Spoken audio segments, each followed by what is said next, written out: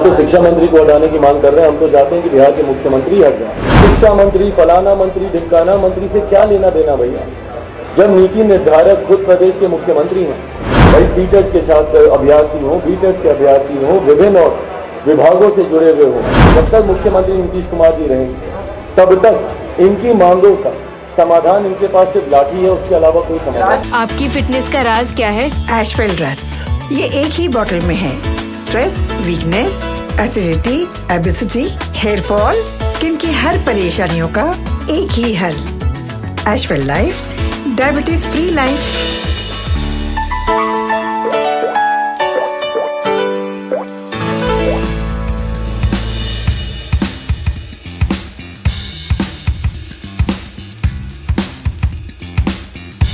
बिहार के शिक्षक अभ्यर्थी लगातार बहाली की मांग कर रहे हैं, तो वहीं 3 साल से बेरोजगार फिर रहे हैं। आज अभ्यर्थियों ने शिक्षा बचाओ यात्रा की शुरुआत की है चंपारण से, जहां पर से अभ्यर्थी चलकर पटना के राजभवन तक पहुंचेंगे। तो वहीं जब सवाल किया गया लोक जनशक्ति रामविलास के राष्ट्रीय चिराग पासवान से, तो चिराग पासवान ने जमकर नीतीश कुमार पर हमला बोला है। तो वहीं नीतीश कुमार पर हमला बोलते हुए चिराग पासवान ने यह साफ कहा कि लगातार अभ्यर्थियों के साथ नाइंसाफी हो रही है। अभ्यर्थी जब रोजगार मांगने जाते थे उनको पीटा जाता है।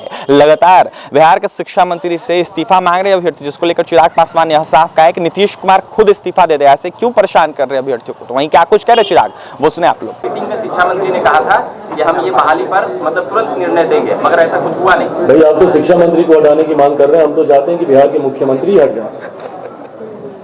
जो समस्या की जड़ में है, समाधान तो तभी निकलेगा ना भाई, जब ये समाधान यात्रा की बात करते हैं तो जो समस्या की जड़ में है, शिक्षा मंत्री, फलाना मंत्री, ढिमकाना मंत्री से क्या लेना देना भैया, जब नीति निर्धारक खुद प्रदेश के मुख्यमंत्री हैं।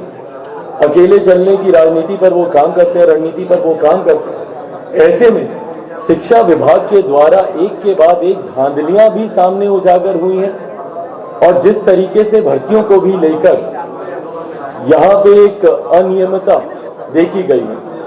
भाई सीटेट के छात्र अभ्यर्थी हों, बीटेट के अभ्यर्थी हों, विभिन्न और विभागों से जुड़े हुए हों, उसकी मूल में तो मुख्यमंत्री नीतीश कुमार के ही आदेश है ना। तो ऐसे में जब तक ये सरकार रहेगी, जब तक मुख्यमंत्री नीतीश कुमार जी रहेंगे, तब तक इनकी मांगों का समाधान इनके पास सिर्फ लाठी है, उसके अलावा कोई समाधान नहीं। सर सवाल ये है कि आप कह रहे हैं बिहार में आपराधिक घटनाएं बढ़ रही हैं। जेडीयू के राष्ट्रीय अध्यक्ष ललन सिंह कहते हैं कि बिहार से ज्यादा दिल्ली में आपराधिक घटनाएं होती हैं, केंद्र सरकार उसको क्यों नहीं देखती है। And my crime is lesser than yours, इसका मतलब हमारे ऊपर सवाल नहीं उठने चाहिए। ये इनकी सोच है। कैसी सोच है? मेरा गुनाह अगर आपके गुनाह से छोटा हो जाता है, इसका मतलब ये कि मेरा गुनाह गुनाह ही नहीं है। भाई ये दलील कानून में जाकर दीजिए, न्यायालय में खड़े होकर बोलिए कि भाई उसने तो 4 लोगों को गोली मारी, उसको तो सजा होनी चाहिए। हम तो भाई एक को गोली मारे, हमने तो एक हत्या की, तो हमारी हत्या की श्रेणी में नहीं आनी चाहिए। ये कैसे तर्क ये लोग देते हैं? हकीकत है भैया, आज की तारीख में बिहार इन लोगों से संभल नहीं। इन लोगों ने अपराधियों को संरक्षण देते देते उन लोगों को इतना बड़ा कर दिया है कि आज की तारीख में मुख्यमंत्री या उनकी पार्टी के नेता स्वयं भी चाहेंगे तो अब ये लोग अपराध या अपराधियों को नियंत्रित नहीं कर पा रहे हैं। परिणाम स्वरूप ये लोग ऐसे बयान दे रहे हैं।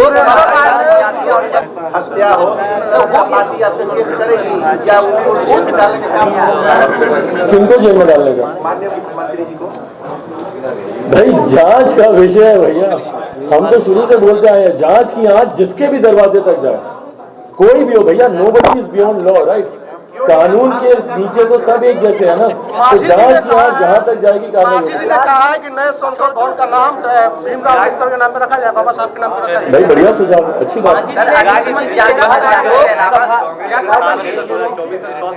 बीजेपी को समेट देंगे, क्या लगता है उनके नाम पर सारा विपक्ष? भाई बताइए, 100 सीटों पे समेट देंगे, जो खुद नेता विपक्ष की भूमिका में नहीं आ पा रहे, वो लोग 100 पे समेटने की बात कर रहे हैं।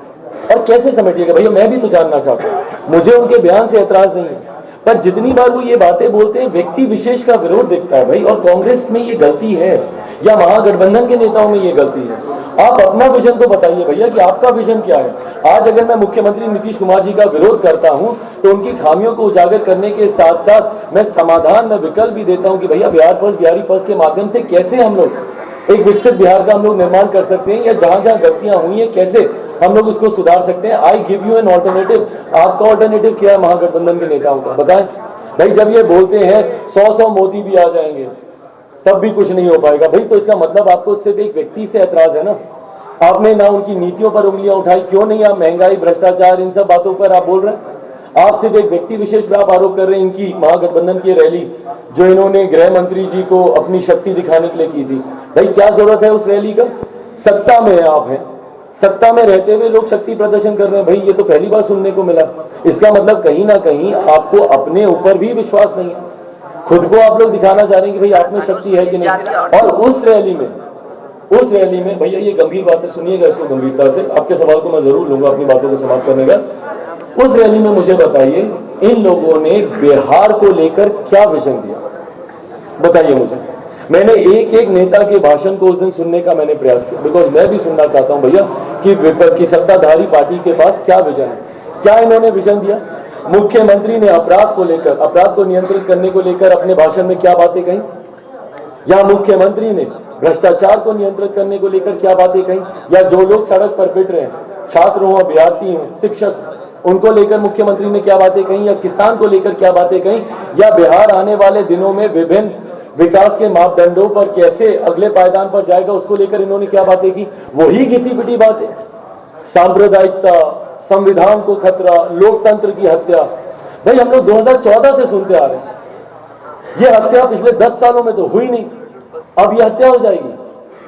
10 साल से हम लोग सुनते आ रहे हैं, 9 साल टू बी प्रिसाइज, बट 2013 से ही कैंपेन शुरू हो गया था, तब से ये लोग बोल रहे हैं लोकतंत्र की हत्या हो जाएगी। कहां हत्या हो गई भैया लोकतंत्र की?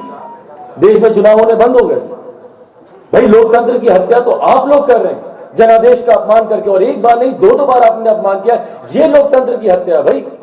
2015 का जनादेश महागठबंधन के लिए सरकार चलाई आपने एनडीए के साथ, 20 का जनादेश एनडीए के लिए सरकार चला रहे हैं महागठबंधन के साथ। ये है लोकतंत्र की हत्या।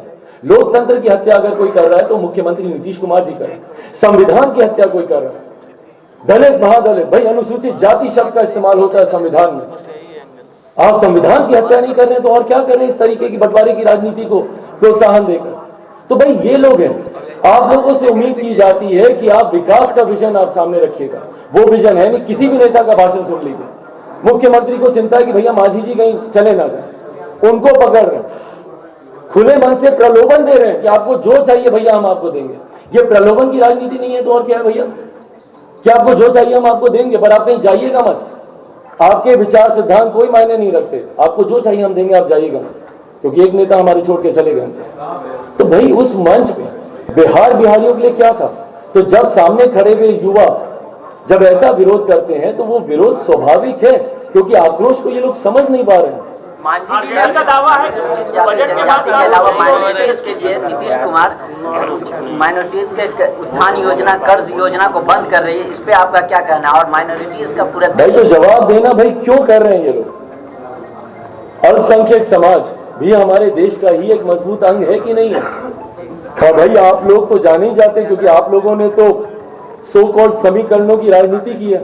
मैं नहीं मानता भैया जात पात धर्म मजहब में, पर आप लोगों ने तो खुले मन से घोषणा करके, इनके घटक दलों ने खुले मन से घोषणा की है ना कि भाई हम MY समीकरण बना रहे हैं। समीकरणों की आप राजनीति करते हैं, मुख्यमंत्री खुद लव कुश कोरी कुर्मी क्या क्या नहीं करते रहते हैं। तो भाई क्या कर लिया आप लोगों ने? आज की तारीख में जो लोग बोलते हैं कि समाज के एक वर्ग का उत्पीड़न हो रहा है, तो भैया बिहार में 32 साल से आप ही लोग तो बैठे हुए हैं, तो क्यों नहीं वो समाज मुख्य धारा के साथ जुड़ गया? वो अनुसूचित जाति जनजाति हो, पिछड़ा वर्ग से आने वाले लोग हो, अल्पसंख्यक समाज से आने वाले लोग हो। और जब मैं अल्पसंख्यकों की मैं बात कर रहा हूं, मैं सिर्फ मुसलमानों की बात नहीं कर रहा, मैं सिखों की भी बात कर रहा हूं, मैं जैन समुदाय से आने वाले लोगों की भी बात कर रहा हूं, मैं हर वर्ग की मैं बात कर रहा हूं। क्या कर दिया आप लोगों ने उनको मुख्यधारा के साथ जोड़ने के लिए? तो आपकी कथनी करनी में फर्क दिखता है। वोट बैंक की राजनीति जो लोग करेंगे उनका हर्ष यही होगा, तीसरे नंबर की पार्टी बने रहेंगे और कृपा पर मुख्यमंत्री बनेंगे। तो आपने सुन लिया, लोक जनशक्ति रामविलास के राष्ट्रीय अध्यक्ष चिराग पासवान थे, शिक्षक अभ्यर्थियों के समर्थन में लगातार नीतीश कुमार पर हमला बोल रहे थे। तो वहीं चिराग पासवान का यह साफ कहना है कि अभ्यर्थी बेरोजगार फिर रहे हैं, जिस तरीके से अभ्यर्थी प्रदर्शन कर रहे हैं, आंदोलन कर रहे हैं, उससे नीतीश कुमार को कोई फर्क नहीं पड़ रहा है। तो वहीं जिस तरीके से शिक्षा बचाओ यात्रा पर निकले अभ्यर्थी, उनका यात्रा सही है, तो वहीं अभ्यर्थियों के साथ है चिराग पासवान। चिराग पासवान बहाली को लेकर तमाम प्रतिक्रिया दे रहे थे। तो वहीं चिराग पासवान का यह साफ कहना था कि जल्द से जल्द बहाली तमाम शिक्षक अभ्यर्थियों की जाए। तो फिलहाल इस खबर में इतना ही, और भी तमाम खबरों के लिए NBC 24 के साथ बने रहे। पटना से सहयोगी के साथ अभिषेक की रिपोर्ट।